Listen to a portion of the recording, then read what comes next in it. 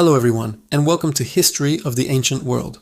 Today we're journeying back in time over 5,000 years ago to the Fertile Crescent, the land between the Tigris and Euphrates rivers, in what is now modern-day Iraq. This is Mesopotamia, the cradle of civilization, and home to a remarkable people known as the Sumerians. They were innovators, building the first cities, developing complex irrigation systems, and creating some of the earliest forms of government and law. But perhaps their most enduring legacy, the one that truly changed the course of human history, was the invention of writing. Imagine a world without writing. No books, no emails, no street signs, not even a simple shopping list. How would you record important information? How would you communicate over long distances or across generations? This was the challenge the Sumerians faced. As their society grew more complex, managing trade, tracking temple offerings, and administering a growing population became incredibly difficult to do from memory alone. They needed a system, a way to make spoken language permanent. And so, out of necessity, one of the greatest inventions of all time was born. The earliest form of Sumerian writing, which emerged around 3500 BC, wasn't quite the script we might imagine. It was pictographic. This means they used simple drawings or pictograms to represent objects. A drawing of a head meant head. A picture of a stalk of barley meant barley. It was straightforward and intuitive. If you wanted to record 2 sheep, you would draw a picture of a sheep and then add 2 marks. This system was great for keeping basic records, like counting livestock or jars of beer, but it had its limitations. How do you draw an abstract concept like love or sadness?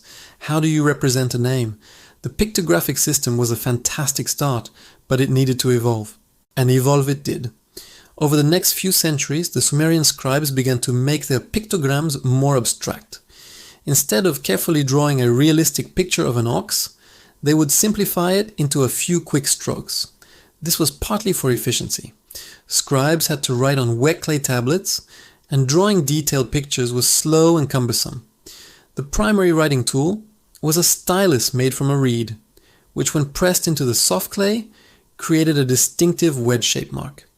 This is where the name cuneiform comes from. It's from the Latin cunus, meaning wedge. So the pictures started to look less like pictures and more like a collection of wedge-shaped symbols. But the truly revolutionary leap was what is known as the rebus principle. This is a bit like a modern-day picture puzzle. Imagine you want to write the word belief. You could draw a picture of a bee and a picture of a leaf. The Sumerian scribes realized they could use the sound of a word rather than just its meaning. For example, the Sumerian word for head was sag, but they could also use the sag symbol to represent the sound sag in a longer, more abstract word. This was a game changer. Suddenly they could write down anything they could say. Names, ideas, stories, poems. The possibilities were now endless. Writing had transitioned from simply representing things to representing language itself. With this powerful new tool, Sumerian society was transformed. Scribes became some of the most respected and important people in the community. They underwent rigorous training in schools called edubas, or tablet houses. Young students, mostly boys from wealthy families, would spend years learning the hundreds of cuneiform signs. They would practice by copying lists of words, proverbs, and literary texts onto their clay tablets. Surviving homework from these schools gives us a fascinating glimpse into their daily lives, including complaints about tough teachers and difficult lessons. Once a scribe graduated, a world of opportunity opened up. They could work in the temples, managing the vast wealth and land holdings of the gods. They could work in the palace, recording the king's decrees, managing the administration of the state, and writing letters to other rulers. They were the accountants, the lawyers, the librarians, and the civil servants of their time. They recorded laws like the famous Code of Ur-Nammu, one of the earliest legal codes ever written. They documented medical procedures and astronomical observations, laying the groundwork for future science. But they didn't just write down practical information. The Sumerians used cuneiform to create the world's first literature. They wrote down their myths and legends, stories of gods, goddesses, and epic heroes.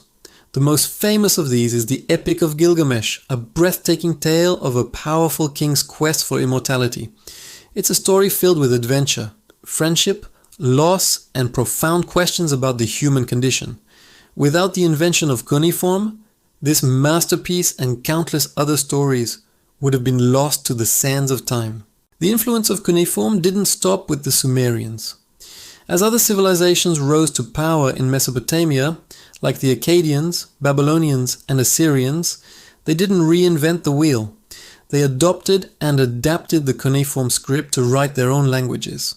For nearly 3,000 years, cuneiform was the dominant script of the ancient Near East, the international language of diplomacy, trade, and culture, much like English is today. From Egypt to Persia, kings and merchants communicated using these wedge-shaped marks on clay.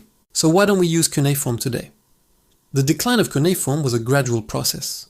Around the first millennium BC, new and simpler writing systems began to emerge, most notably the Aramaic alphabet.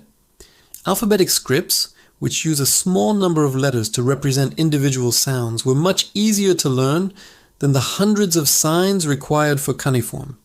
As the Aramaic language and its script spread throughout the region, cuneiform began to fall out of use. The last known cuneiform tablet dates to around 75 AD. After that, the knowledge of how to read these wedge-shaped symbols was lost. For almost 2,000 years, the once great libraries of Mesopotamia were silent, their secrets locked away in a forgotten script. It wasn't until the 19th century that scholars began the painstaking process of deciphering cuneiform. It was like cracking a complex code.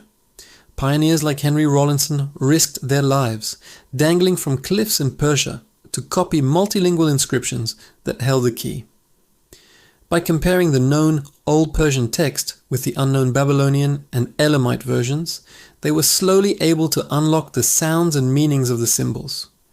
It was a monumental intellectual achievement, and it opened up a direct window into the ancient world. Suddenly, the Sumerians, Babylonians, and Assyrians could speak to us again, across the millennia, through their own words. The invention of Sumerian writing was more than just a new way to communicate. It was a fundamental shift in human consciousness. It allowed for the accumulation and transmission of knowledge on an unprecedented scale. It enabled the creation of complex societies, vast empires, and enduring cultural legacies. Every time you read a book, send a text, or even write a grocery list, you are participating in a tradition that began over 5,000 years ago, with a Sumerian scribe pressing a reed into a tablet of wet clay.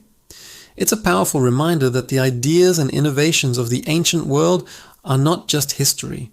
They are the very foundation of our modern lives. Thank you so much for joining me on this journey back to ancient Sumer. If you enjoyed this exploration of cuneiform, please hit that like button and subscribe to History of the Ancient World for more deep dives into the stories that shaped our past.